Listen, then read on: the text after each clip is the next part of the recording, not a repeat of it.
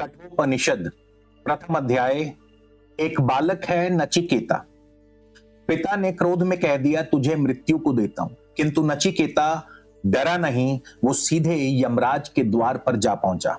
यमराज ने कहा, मांग, तुझे 3 वरदान देता हूं। नचिकेता ने पहला वरदान मांगा, पिता की शांति। दूसरा वरदान अग्नि विद्या और तीसरा वरदान मृत्यु का रहस्य, यानी मृत्यु के बाद क्या है। यमराज ने मना किया। धन दिया, नचिकेता ने ठुकरा दिया। राज्य दिया, उसे भी ठुकरा दिया। सुंदर अप्सराएं दी, उसे भी ठुकरा दिया। अंत में यमराज ने वो ज्ञान दिया जो संसार में किसी के पास नहीं था। संदेश क्या है? यानी जो मृत्यु से नहीं डरता उसे वो मिलता है जो जीवन भर किसी को नहीं मिलता। और तुला राशि वालों, ध्यान से सुनिए। 19 अप्रैल 2026 से शुक्र, जो आपके लगन के स्वामी और अष्टम भाव के स्वामी हैं, अपनी स्वग्रही राशि वृषभ राशि में प्रवेश कर रहे हैं, आपके अष्टम भाव में। और अष्टम भाव किसका है? अष्टम भाव है यम का, परिवर्तन का, रहस्य का, छिपा हुआ धन, बीमा धन, विरासत, अचानक होने वाले लाभ और हानि का। ये भाव डरावना नहीं, ये भाव शक्तिशाली है, बशर्ते आप नचिकेता की तरह तैयार हो।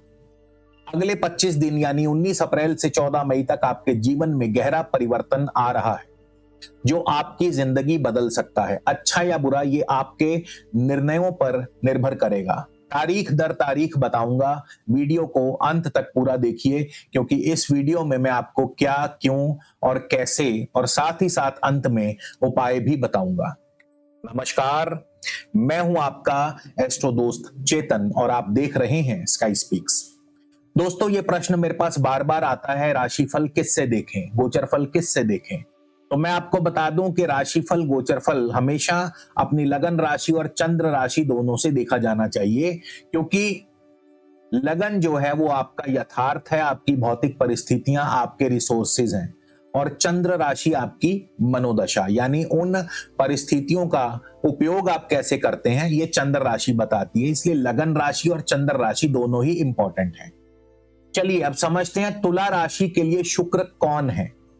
तुला राशि के लिए शुक्र जो है 2 भावों के स्वामी है। पहला भाव है लगन भाव, यानी स्वयं, आपकी पहचान, आपका शरीर, आपका अस्तित्व, व्यक्तित्व। और दूसरा है अष्टम भाव, यानी परिवर्तन, रहस्य, छिपा हुआ धन, बीमा, विरासत, अचानक जीवन में होने वाली घटनाएं। अब यही शुक्र अपनी स्वराशि वृषभ राशि में गोचर करेंगे, अर्थात अष्टम भाव में बैठकर अपने ही घर में। और यहां सबसे अनोखी बात, लग्नेश स्वयं अष्टम भाव में जा रहे हैं, अर्थात आप स्वयं परिवर्तन के भाव में प्रवेश कर रहे हैं। अब अष्टम भाव से क्या क्या मिलता है?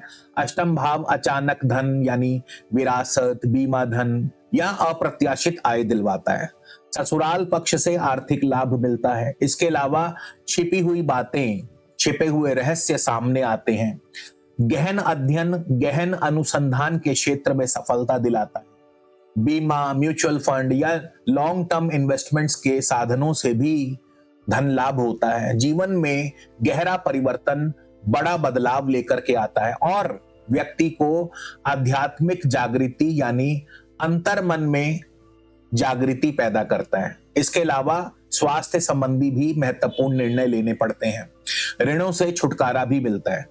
तो ज्योतिष में अष्टम भाव को सबसे रहस्यमयी भाव माना जाता है और अधिकांश लोग इससे डरते हैं, किंतु जो इसे समझता है वो सबसे शक्तिशाली बनता है। जैसे कोई अनुभवी गोताखोर जानता है कि सबसे मूल्यवान मोती गहराई में ही जाकर के मिलता है, वो डरता नहीं, वो तैयार होकर जाता है, रणनीति बनाकर जाता है और मोती लेकर के ही लौटता है।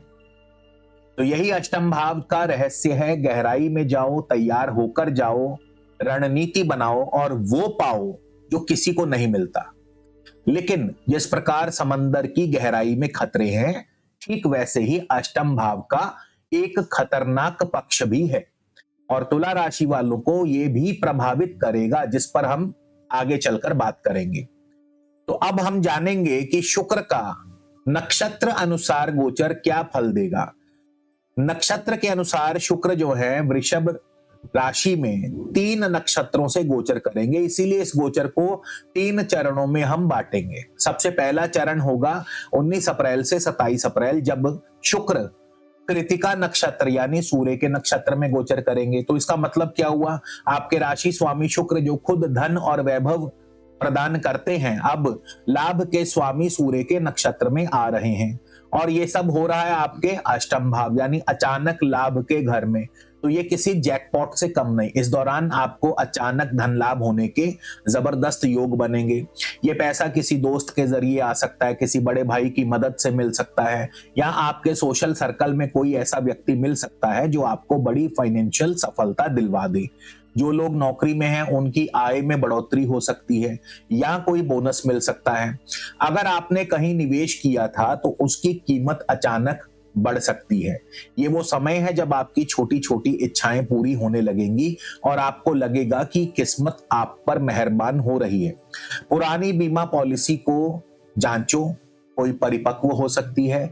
बैंक के पुराने खाते, कोई भूला हुआ धन मिल सकता है, कोई दिया हुआ धन वापस लौटा सकता है, ससुराल पक्ष से कोई आर्थिक सहायता मिल सकती है, या फिर कोई पैतृक संपत्ति या विरासत से भी धन लाभ हो सकता है। इसके बाद आता है दूसरा चरण 27 अप्रैल से 8 मई, जब शुक्र रोहिणी यानी चंद्रमा के नक्षत्र में गोचर करेंगे। अब ये चरण आपके प्रोफेशनल जीवन के लिए एक वरदान साबित हो सकता है। नौकरी पेशा लोगों को प्रमोशन या कोई बड़ी जिम्मेदारी मिल सकती है। जिनके पास नौकरी नहीं है उन्हें नई नौकरी मिल सकती है। आपके काम को पहचान मिलेगी, ऑफिस में आपका कद बढ़ेगा। अगर आप नौकरी बदलना चाहते हैं या बेहतर मौके की तलाश में हैं तो ये समय बहुत अच्छा है। आपको कहीं से अचानक कोई बड़ा ऑफर आ सकता है। जो लोग अपना व्यापार करते हैं उनके लिए यह समय नई ऊंचाइयों पर पहुंचने का है। बिजनेस में तरक्की होगी, नए ग्राहक जुड़ेंगे, आपकी साख बढ़ेगी। खासकर शुक्र से जुड़े कार्य जैसे कि फैशन, डिजाइनिंग, कला, ब्यूटी प्रोडक्ट्स, मीडिया, इनमें काम करने वालों को जबरदस्त सफलता मिल सकती है। और ये वो समय है जब आपका काम बोलेगा, समाज में आपको एक नई पहचान भी दिलाएगा। लेकिन स्वास्थ्य जांच भी जरूरी है, क्योंकि इस चरण में अधिक काम करने की वजह से आपको थकान या तनाव हो सकता है, या बीपी आदि की शिकायत हो सकती है, इसलिए जांच अवश्य करवाएं। उसके बाद तीसरा चरण 8 मई से आगे, जब शुक्र मृगशिर यानी मंगल के नक्षत्र से गोचर करेंगे। तो अब शुक्र आपको मंगल के जरिए फल देंगे, जो आपके धन, परिवार और पार्टनरशिप तीनों को एक साथ सक्रिय कर रहा है। ये चरण उन सभी रुके हुए कार्यों को पूरा करने के लिए है जिनमें ऊर्जा की कमी महसूस हो रही थी। आपको अपने काम को पूरा करने के लिए एक नई शक्ति और जुनून महसूस होगा। ये समय प्रॉपर्टी खरीदने या बेचने के लिए बेहद शुभ है। मंगल भूमि के कारक है और 8वां घर पैतृक संपत्ति का है, इसलिए किसी प्रॉपर्टी डील से जुड़ा बड़ा मुनाफा मिल सकता है, या खानदानी जमीन जायदाद से जुड़ा कोई विवाद आपके पक्ष में हो सकता है। 7वें घर के सक्रिय होने से यह समय साझेदारी के लिए बहुत अच्छा है। चाहे वो बिजनेस पार्टनरशिप हो या आपका वैवाहिक जीवन, दोनों में मधुरता और लाभ के योग हैं। जो लोग अविवाहित हैं उनके लिए शादी का अच्छा प्रस्ताव आ सकता है। जो लोग बिजनेस में हैं उन्हें कोई नया फायदेमंद कॉन्ट्रैक्ट मिल सकता है। आपकी बातों में एक ऐसी ऊर्जा और आकर्षण होगा कि लोग आपसे आसानी से प्रभावित हो जाएंगे और आपके काम बन जाएंगे। पुराने वित्तीय समस्या समाप्त होगी, पुराना ऋण चुकेगा, ससुराल पक्ष से भी सपोर्ट मिलता रहेगा। जीवन साथी से संबंधों में गहरा परिवर्तन, या तो बहुत सुधरेगा या कोई बड़ा निर्णय भी लेना पड़ सकता है। व्यापारिक साझेदारी में नया मोड़ आएगा, पुरानी साझेदारी टूट सकती है, नई बन सकती है। अष्टम भाव अंत और आरंभ दोनों का है। कुछ समाप्त होगा, कुछ नया आरंभ होगा, दोनों एक साथ। विवाह संबंधी बड़ा निर्णय इन 6 दिनों में, धन संबंधी पुरानी लंबित राशि वापसी होगी।